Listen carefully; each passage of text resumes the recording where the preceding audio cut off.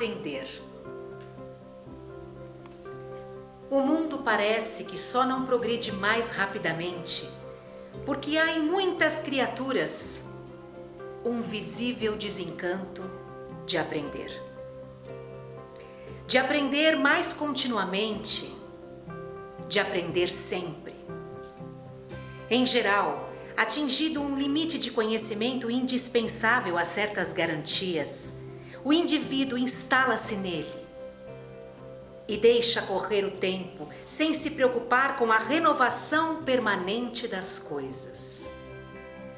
São esses, na verdade, os que se surpreendem quando, certo dia, encontram circunstâncias diversas a atender.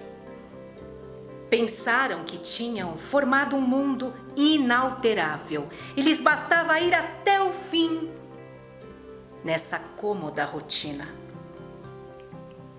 Mas em alguns casos não possuem sequer uma limpidez de vista suficiente para aceitarem a certeza dessa renovação. Obstinam-se em pensar que têm a verdade consigo e não somente em pensar, mas em dizer: ora, quem é dono de uma verdade atingiu de certo um grau de superioridade inexcedível. Quem possui uma verdade não se vai agora modificar em atenção a nada nem a ninguém.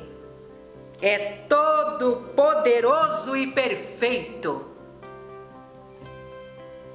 Assim, os rotineiros pacíficos, viciados na imobilidade das ideias, e os rotineiros pretensiosos, impregnados da convicção de uma sabedoria insuperável, constituem duas fileiras imensas, entre as quais passam a custo e com uma impressionante coragem os que se acostumaram a pôr sobre todas as coisas uma claridade sem enganos e conquistaram o gosto de atingir cada dia um ponto mais alto para o seu destino. Esse gosto provém da humildade persistente de aprender. A cada instante há na vida um novo conhecimento a encontrar, uma nova lição despertando, uma situação nova que se deve resolver. Entre os inertes que ou não dão por isso, ou não podem assumir nenhuma atitude, e os presumidos que imperturbavelmente deixam cair o seu orgulho e o seu tédio sobre os mais contraditórios acontecimentos, aqueles que afinal constroem alguma coisa no mundo, organizam suas atividades para vencer a experiência que se lhes apresenta.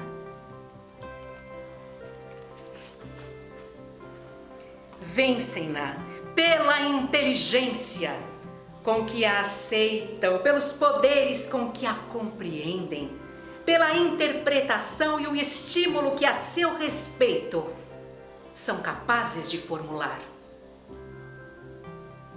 Tudo isso é aprender. E aprender é sempre adquirir uma força para outras vitórias na sucessão interminável da vida.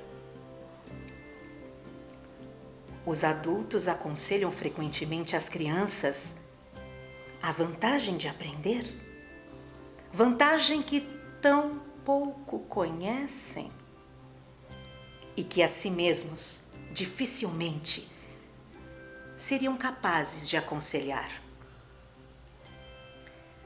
Pode ser que um dia cheguem a mudar muito e deem tais conselhos a si mesmos. Daí por diante, o mundo começará a ficar melhor.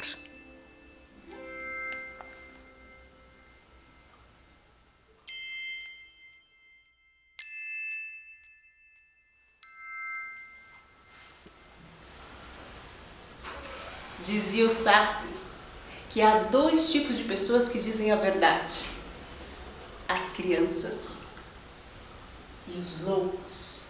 E que os loucos estão internados nos hospícios, enquanto as crianças estão nas escolas. Ambos estão guetizados.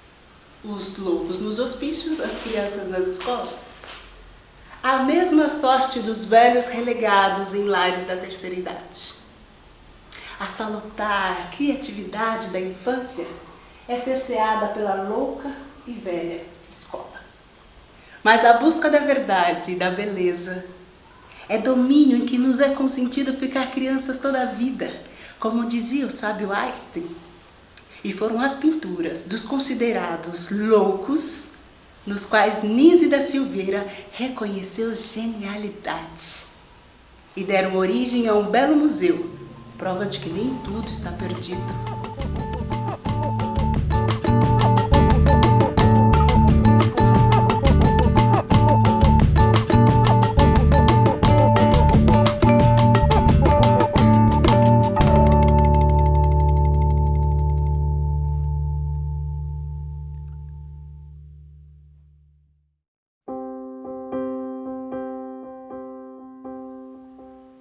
Nise da Silveira, alagoana, única mulher de uma turma de medicina com 157 homens, em 1936.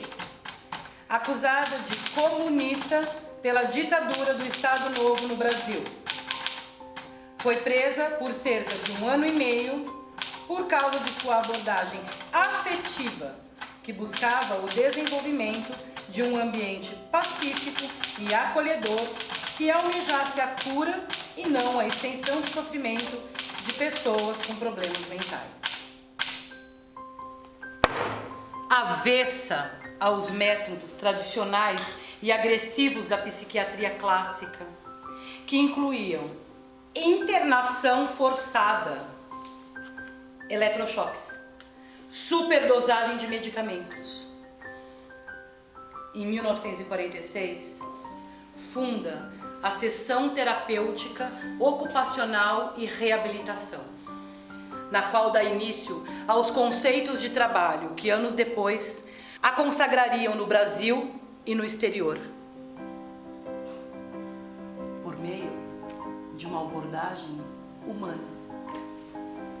Sim, uma abordagem estimulada pelo contato físico entre médico e paciente, e também pela criação de ateliês de pintura, música, teatro, modelagem e até encadernação. Uau! Em 1952, Nise inaugura o Museu de Imagens do Inconsciente, um acervo completo de obras de arte produzidas por seus próprios pacientes. No entanto, o auge de sua obra ainda estava por vir, com a fundação da Casa das Palmeiras, em 1956.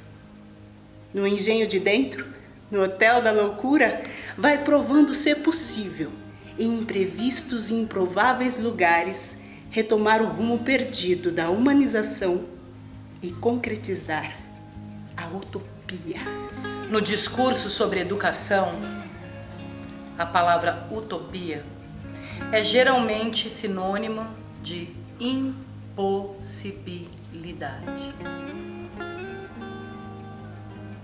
Porém, utópico seria algo que indica uma direção, que requer intencionalidade e ação? Diria Quintana, se as coisas são inatingíveis, ora, não é motivo para não querê-las.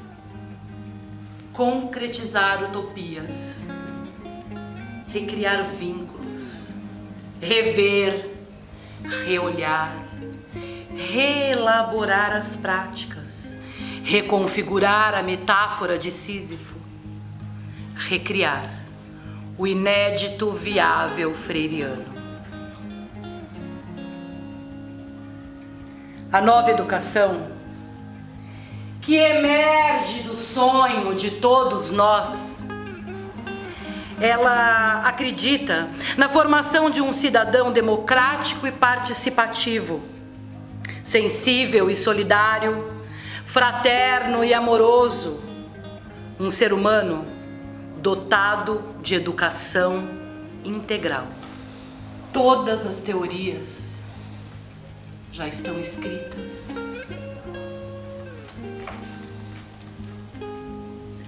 Todas as experimentações, reformas e modas já foram ensaiadas.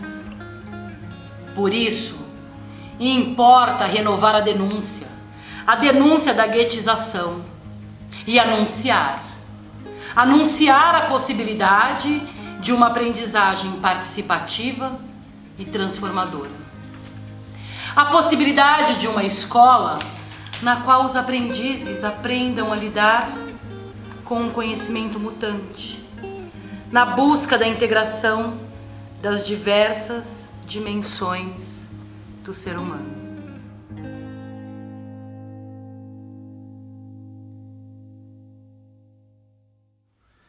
O que se aprende dentro de um edifício escolar que não possa ser aprendido fora dos muros? O espaço de aprender é todo o espaço de aprender, tanto no universo físico como no virtual, é a vizinhança fraterna. Nise da Silveira adoraria saber que por todo o Brasil surgem o que poderíamos chamar de protótipos de comunidade de aprendizagem. Mas as comunidades de aprendizagem não dependem da existência de um prédio escolar. Não! A pedagogia predial, como ironizava Lauro de Oliveira Lima, e sim da utilização de prédios e espaços da comunidade, nos quais os estudantes possam, junto à comunidade, aprender e exercer cidadania, desfrutando de seus direitos ou realizando seus deveres para o bem de toda a comunidade. Quero crer que depois de tantas lutas, como da médica Nise da Silveira, que depois de tempos sombrios, há de despontar a claridade que põe a fim na loucura, que terá chegado o tempo do Brasil te encontrar, assim como Dona Ivone Lara encontrou Nise, tendo dedicado a maior parte de sua vida adulta à área da saúde pública. Quero saudar aqui, foram me chamar, eu estou aqui, o que há? Foram me chamar, eu estou aqui, o que há? Dona Ivone Lara, sambista, que teve papel fundamental na revolução empreendida por Nise da Silveira. A enfermeira Ivone Lara percorreu quilômetros e quilômetros de estrada pelos municípios do Rio de Janeiro e pelos estados vizinhos, localizando mães, pais, avós, tios, tias, pessoas que haviam abandonado seus familiares no hospital, acreditaram que não haveria mais nada a ser feito por eles. Afinal, era o diagnóstico de alguns médicos. Dona Ivone Lara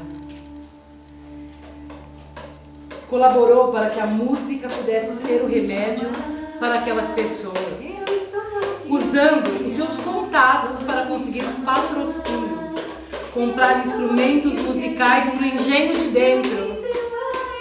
Ela criou uma oficina de música, passou a apoiar festas, eventos de socialização entre pacientes, familiares e toda a equipe do Hospital Psiquiátrico.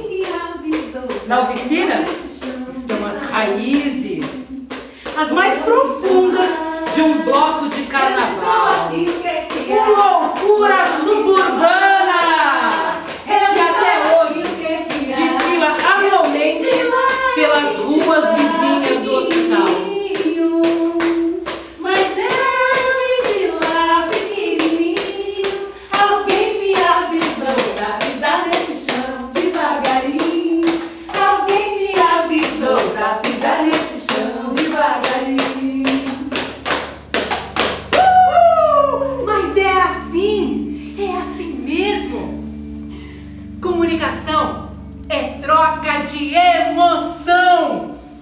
como me emociona poder falar de pessoas que deixaram na terra um rastro de amor incondicional.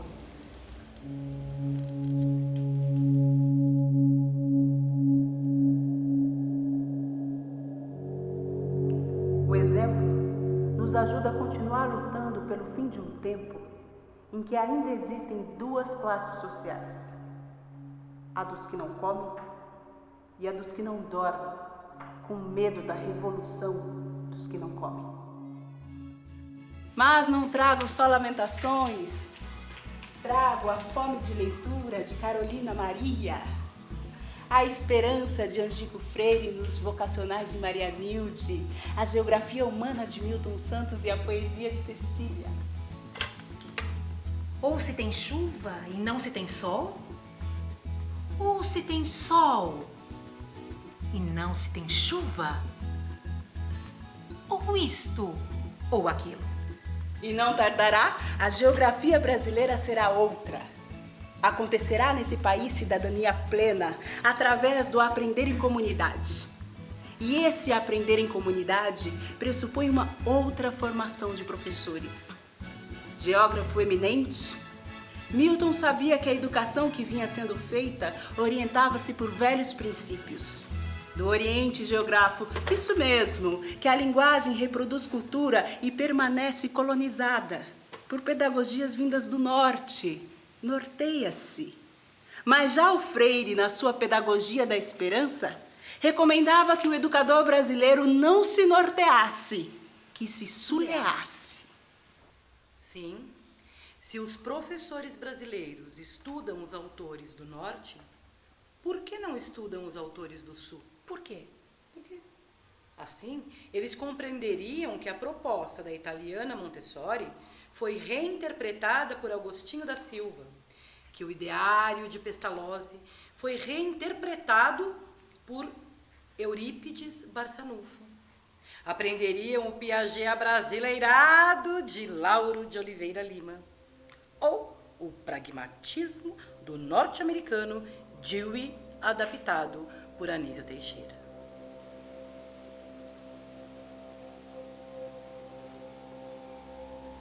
Aprender em comunidade. Aprender em comunidade requer a adoção de princípios transformadores. É a cultura pessoal e profissional do educador que está em causa. Ter-se-á de entender que a teoria não antecede a prática e que é a dificuldade sentida na prática que justifica a busca da teoria, com vista a uma praxis pedagógica coerente. É um erro pensar que a teoria precede a prática, assim como agir na prática desprezando a teoria. A necessária reelaboração cultural requer alterações de padrões atitudinais, que são complexos, de modificação gradual. Nesses processos de transformação, urge considerar um renomado conceito no campo da formação: o isomorfismo. Porque a educação é antropofágica. O modo como o professor aprende é o modo como o professor ensina. Não aprendemos o que o outro diz. Nós aprendemos o que o outro é.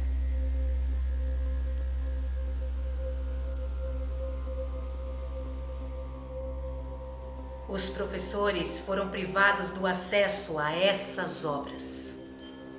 E a maioria dos diplomados nem os nomes dos ilustres educadores brasileiros conhecem. Perderam-se entre a ditadura do Vargas e os calabouços do Dopes. E ainda assim é preciso esperançar com Freire quando diz: criar o que não existe ainda deve ser a pretensão de todo sujeito que está vivo.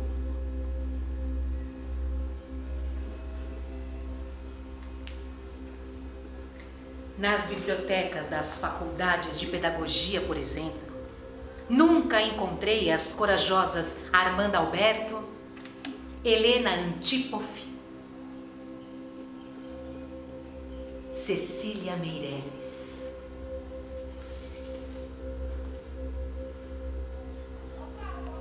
Eu não tinha este rosto de hoje, assim calmo, assim triste, assim magro, nem estes olhos tão vazios, nem o lábio assim amargo. Eu não tinha estas mãos sem força, tão paradas e frias e mortas. Eu não tinha este coração, coração que nem se mostra. Cambia, todo cambia. Cambia, todo cambia. Cambia, todo cambia.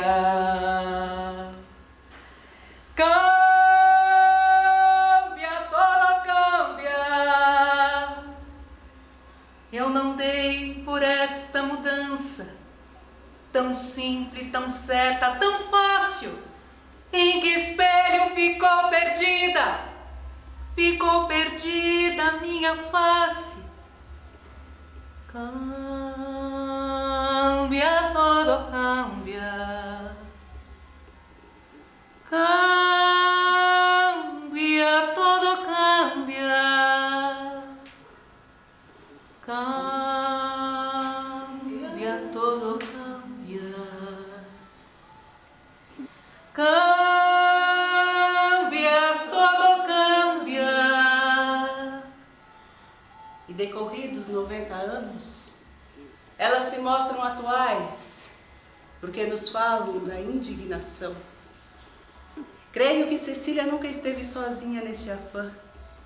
Paulo Freire e outros educadores do teu tempo nos disseram que deveremos exercer o dom da revolta perante as injustiças do cotidiano.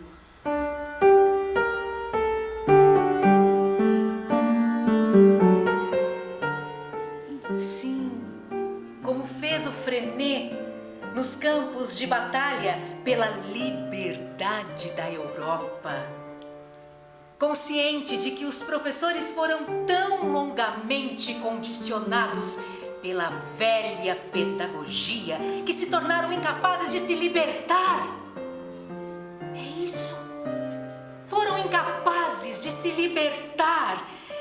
Não se apercebem de que a escola reprodutora de iniquidades perdeu o sentido.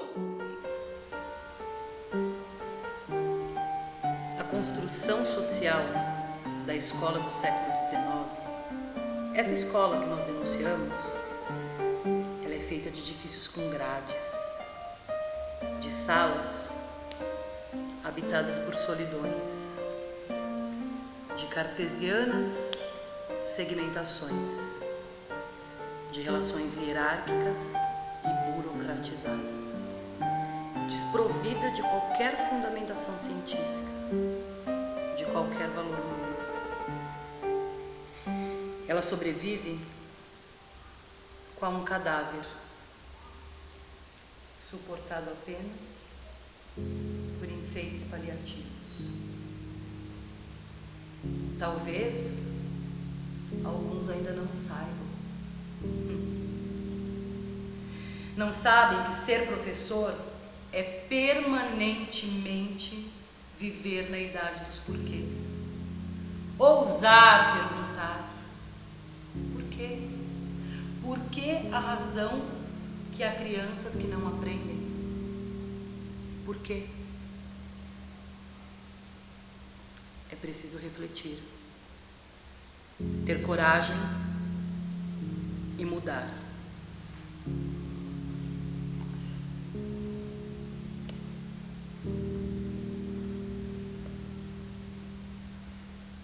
Ah, querida Cecília,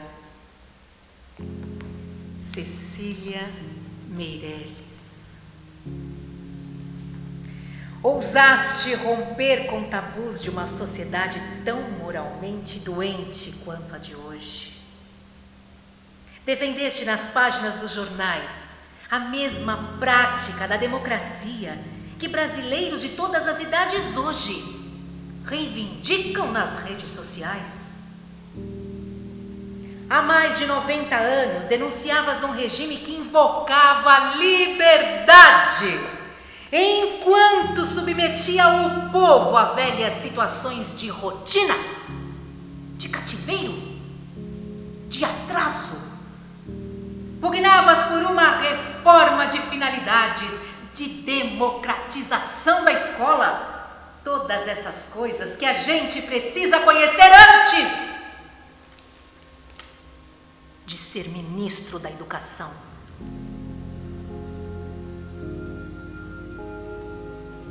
E quem se recorda de Maria Nilde Macelã,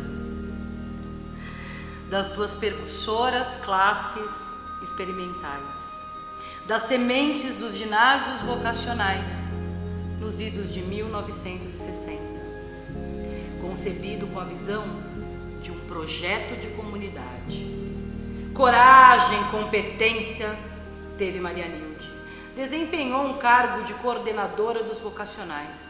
Foi o último assomo de renovação pedagógica antes dos tempos sombrios.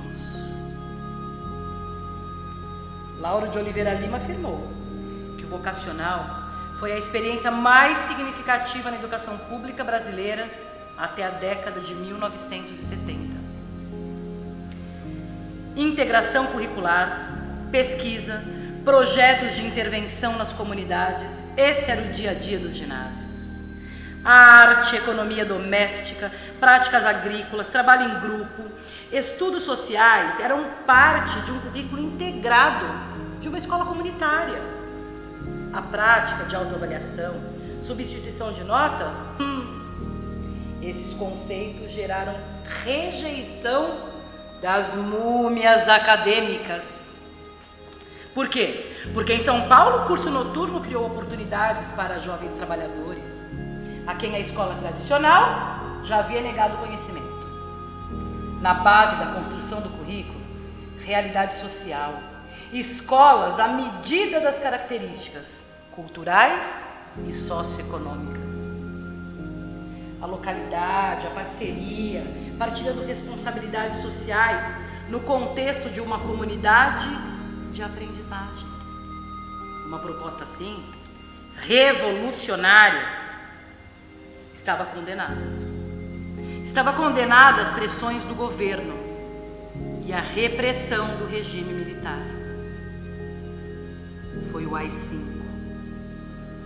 O AI-5 impôs limitações que Maria Nilde contrariou por ser herdeira do legado do mestre e amigo Florestan Fernandes.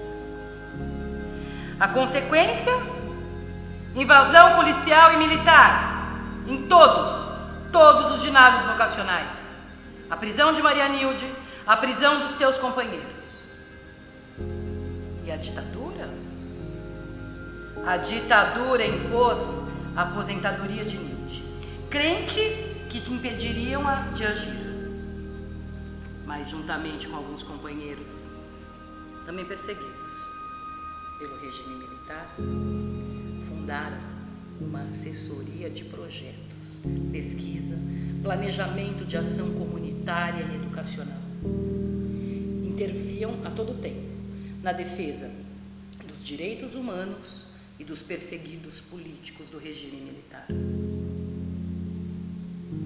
Voltaste à prisão.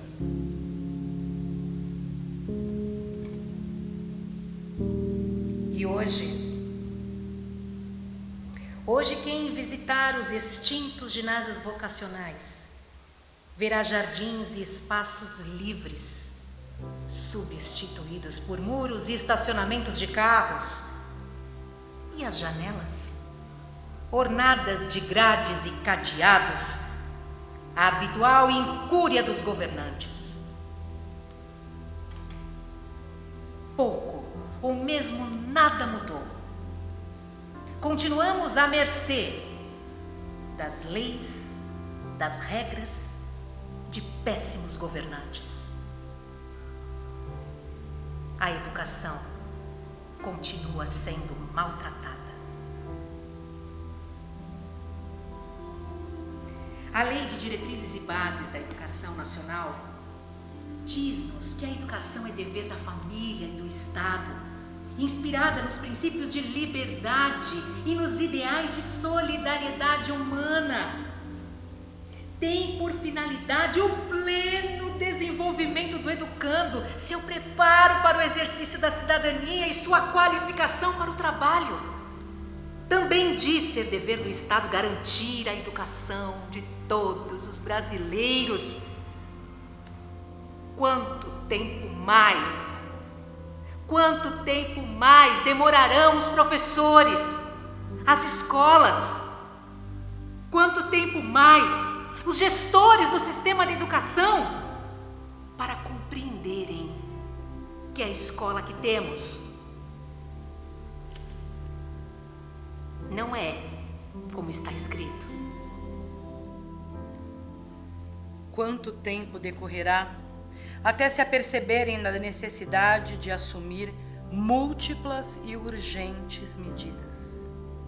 Até interpelar o modelo hierárquico da relação, propiciando uma relação comunicativa, de conectar dignidade ao exercício da profissão do educador. Formalizando, por exemplo, termos de autonomia com as escolas. Até quando manterão um obsoleto modelo de ensino? As escolas hoje constituem-se em obstáculos para o desenvolvimento humano. Elas pararam no tempo. As escolas e as novas tecnologias poderão sim estar a serviço da humanização da escola, da pessoa, de um desenvolvimento humano sustentável. Agora, cabe considerar a necessidade de se estabelecer uma relação com a tecnologia que não substitua os espaços dos afetos, das relações onde se estabelece o sentido da humanidade.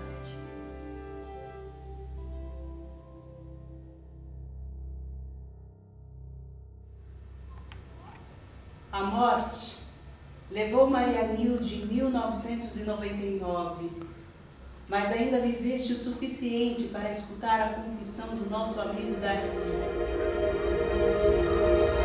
Fracassei em tudo o que fiz na vida. Tentei alfabetizar as crianças brasileiras e fracassei. Tentei alfabetizar os índios e fracassei. Tentei fazer uma universidade séria e também fracassei. Tentei fazer o Brasil se desenvolver autonomamente e também fracassei. Mas os meus fracassos são as minhas vitórias.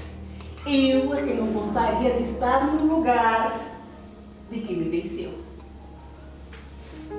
E também escutaste o seu repto? Tudo que eu não fiz, ficam vocês encarregados de fazer. Mas façam. Nilde, amada, creia que os outros farão por ti, por nós, por vós, em comunidade.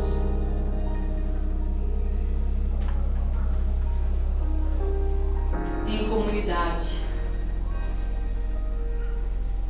Há educadores que sabem que o ato de educar é um ato político, é um ato de amor.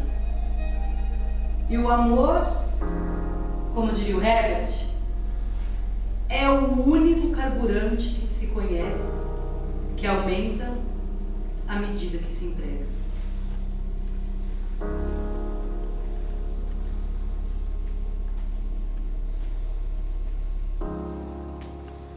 Autonomia é um ato relacional e contribuir para a autonomia do outro é um ato de amor.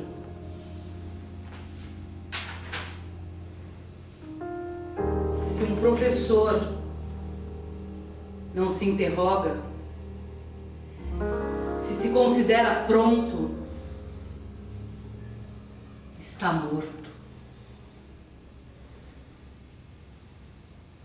Não morremos quando o coração para. Morremos quando deixamos de amar.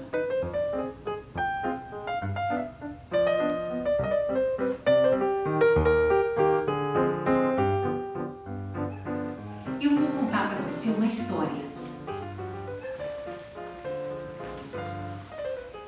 Eu conheci um professor insatisfeito com seu desempenho. Ele perguntava: se eu faço um bom planejamento, um planejamento perfeito das minhas aulas e preparo belos materiais, por que será que alguns alunos reprovam? Se eu dou aulas tão bem dadas, por que há alunos que não aprendem? Certo dia, um koan, uma iluminação súbita se lhe apresentou. Incontornável, conclusão definitiva. Se ele dava aula e havia alunos que não aprendiam, esses alunos não aprendiam porque ele dava aula. Uma profunda perturbação me invadiu. O chão fugiu-lhe debaixo dos pés. Não poderia continuar a dar aula, mas ele somente sabia dar aula.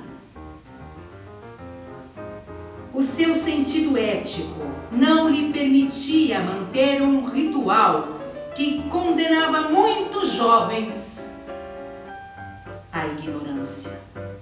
Haveria outros modos de ser professor? Há outros modos de ensinar? Há outros modos de ensinar? De que maneira todos poderiam aprender?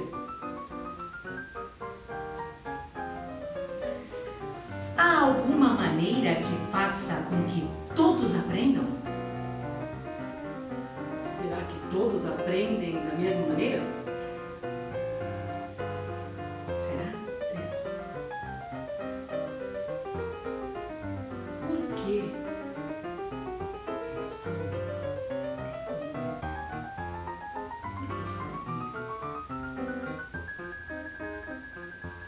Porque a escola é como é. Porque a escola é como é.